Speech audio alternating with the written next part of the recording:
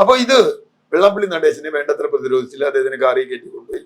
കാറിൽ കയറ്റി കൊണ്ടുപോയി ഞാൻ യോഗി ആദിത്യനാഥിന്റെ സന്ദേശം വായിച്ചു. ഇതന്ന് എത്ര വിമർശിച്ചാൽ മനോഹരമായ എന്ന് വിശേഷിപ്പിക്കും. അപ്പൊ മനോഹരമായ എന്ന് വിശേഷിപ്പിച്ച് ഇതിനെതിരെ ശക്തമായ വികാരം അന്ന് വന്നപ്പോ പാർട്ടിയിൽ തലയ്ക്ക് വെളിവുള്ള ഒരാളുണ്ടായിരുന്നില്ലേ ഇത് പറയാൻ, ഇത് തിരുത്തണമെന്ന് പറയാൻ?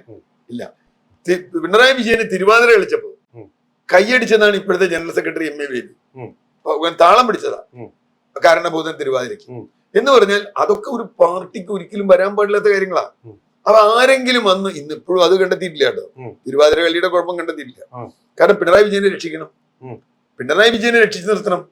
അപ്പോ ഇതിലെ കുറ്റസമ്മതം ഭാഗികമായി പോലും ശരിയുള്ളൂ, മുഴുവൻ ശരിയല്ല മാത്രമല്ല ശരിയായ കുറ്റസമ്മതത്തിലേക്ക് എത്തിയിട്ടില്ല.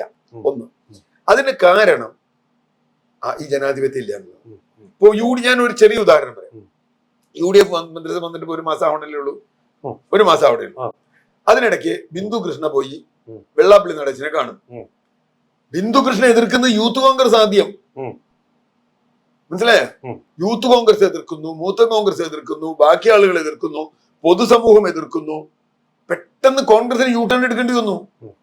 കോൺഗ്രസ്സുകാർ മുമ്പേ തന്നെ വെള്ളാപ്പള്ളി നടേശനെയും സുകുമാരൻ നായരൊക്കെ നേരെ പോയി കാണുന്ന ആളുകളാ. ഇപ്പൊ രമേശ് ചെന്നിത്തലയൊക്കെ പറഞ്ഞിട്ടുണ്ടാന്ന് ഞാൻ തന്നെയാണ് ഈ കാറി കയറ്റി കൊണ്ടുവന്നൊക്കെ പറഞ്ഞിട്ടുണ്ട്.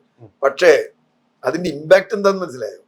ഇപ്പോ ആലപ്പുഴയിൽ കേരള കൗമുദി നടത്താൻ തീരുമാനിച്ച ഒരു പരിപാടിയിൽ രമേശ് ചെന്നിത്തലയും എം ലിജുവും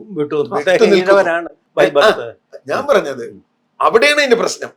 അപ്പൊ എന്ന് പറഞ്ഞാൽ പാർട്ടിക്കകത്ത് പൊതുസമൂഹത്തിനകത്ത് ഉണ്ടാവുന്ന വികാരത്തെ ഉൾക്കൊള്ളാനും സ്വയം തിരുത്താനും കഴിയുന്ന ഒരു സംവിധാനം UDF-ലുണ്ട്. അതാ ജനാധിപത്യം.